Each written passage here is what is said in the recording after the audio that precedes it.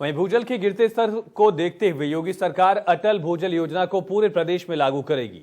इसको लेकर ग्राम पंचायत और विकास खंड वार प्लान बनाकर भूजल संरक्षण का मेगा अभियान चलाया जाएगा।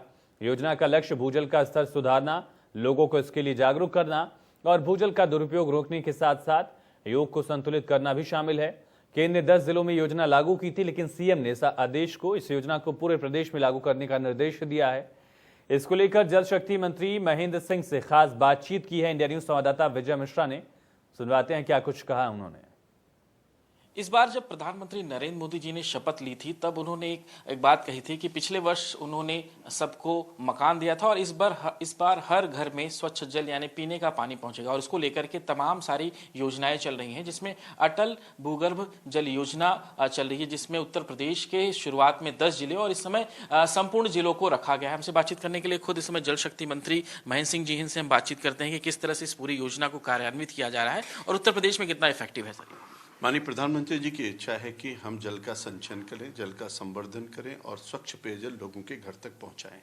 जल जीवन मिशन के माध्यम से जहां स्वच्छ पेयजल लोगों के घर तक पहुंचाने की बातचीत है, वहीं पर अटल भूजल योजना के तहत घटते हुए जल स्तर को बढ़ाने की भी बातचीत है। माननीय प्रधानमंत्री जी की इस महत्वाकांक्षी योजनाओं की घोषणा जब माननीय प्रधानमंत्री जी ने 15 अगस्त 2019 को लाल किले की प्राचीर से उन्होंने किया था, तो पूरे भारत के अंदर एक खुशी की लहर दौड़ गई थी। उसी के तत्वाधान में उत्तर प्रदेश के अटल भूजल योजना का 25 दिसंबर 2019 को माननीय प्रधानमंत्री जी ने लॉन्चिंग किया और उत्तर प्रदेश में 10 जिले चयनित किए गए भारत सरकार के द्वारा। माननीय मुख्यमंत्री जी योगी आदित्यनाथ जी का कहना है कि जिस तरीके से अटल भूजल योजना के तहत 10 जिले हमारे उत्तर प्रदेश के लिए गए हैं, उसी पैटर्न को लागू करते हुए उत्तर प्रदेश सरकार अन्य जिलों के जितने भी स्थानों पर हमारा भूजल स्तर गिर रहा है उसको बढ़ाने के लिए हम कार्रवाई करेंगे। तो उस पर हम लोगों ने प्रस्ताव माननीय मुख्यमंत्री जी के समक्ष प्रस्तुत किया है। अब उसके बाद कैबिनेट से अप्रूवल लेकर के हम लोग पूरे उत्तर प्रदेश में उसको लागू करेंगे, जिससे जो डार्क जोन हमारे जो जिले चले गए हैं, ब्लॉक हो गए हैं, उनके सबके हम जल स्तर को भी बढ़ाएंगे और स्वच्छ पेयजल पीने लायक पानी लोगों के घर तक पहुँचाएंगे। सर, प्रथम जिसमें 10 जिलों को लिया गया था, उन जिलों के इस समय हालात कैसे हैं? क्योंकि जाहिर है कि अगर हम प्रतापगढ़ या इसके आसपास के इलाकों की बात करें तो पूरा डार्क जोन में आता है और उन सब ब्लॉक में इंडिया मार्का तक लगने की रोक लग गई थी।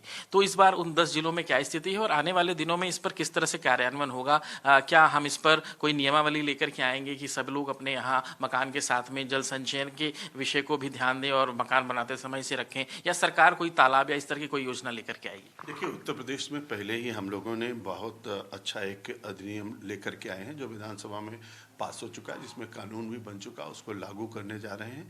अंतिम दौर में वो है कि जिसमें हम लोगों ने सबसे उसमें कर रहे हैं कि जो लोग समरसेबल लगाते हैं उनको वाटर रिचार्जिंग की भी व्यवस्था करनी चाहिए और इसी तरीके से जितनी भी हमारी इंडस्ट्रियल एरिया है, स्कूल है, कॉलेज है, मेडिकल कॉलेज, इंजीनियरिंग कॉलेज, सभी कैंपस में भी वाटर रिचार्जिंग की व्यवस्था हो।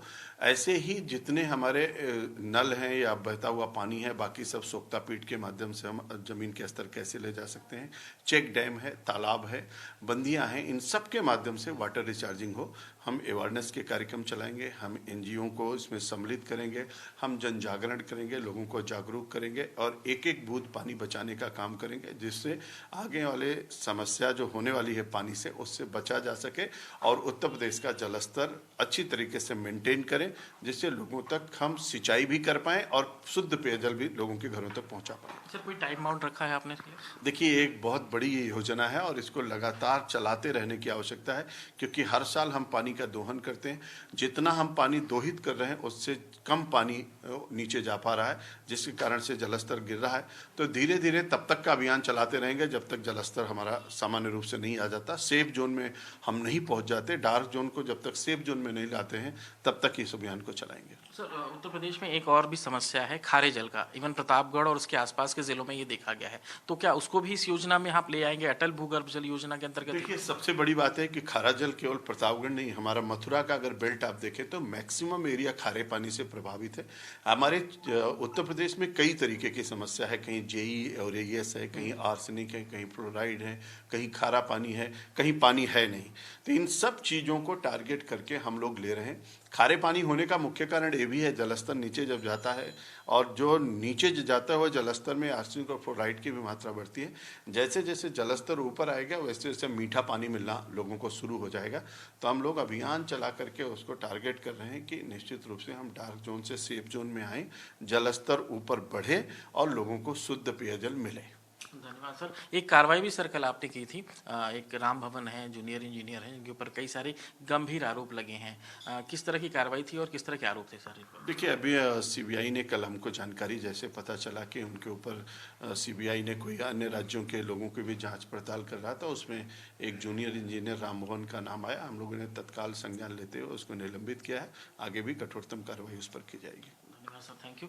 बिल्कुल, यहाँ पर एक कार्रवाई ज़रूर बढ़ी हुई है, लेकिन सबसे बड़ी बात यह है कि अटल भूगर्भ जल योजना को यहाँ पर और विस्तार दिया जा रहा है। हालांकि अभी इसकी शुरुआत सिर्फ 10 जिलों में थी, लेकिन अब पूरे प्रदेश में इसको लेकर के आया जा रहा है। यानी जो भी पानी की समस्या है, चाहे खारे पानी की समस्या आपके पास हो या आर्सेनिक की समस्या हो या फिर किसी और भी समस्या से आप जूझ रहे हैं, तो जल्द ही आपको उससे निजात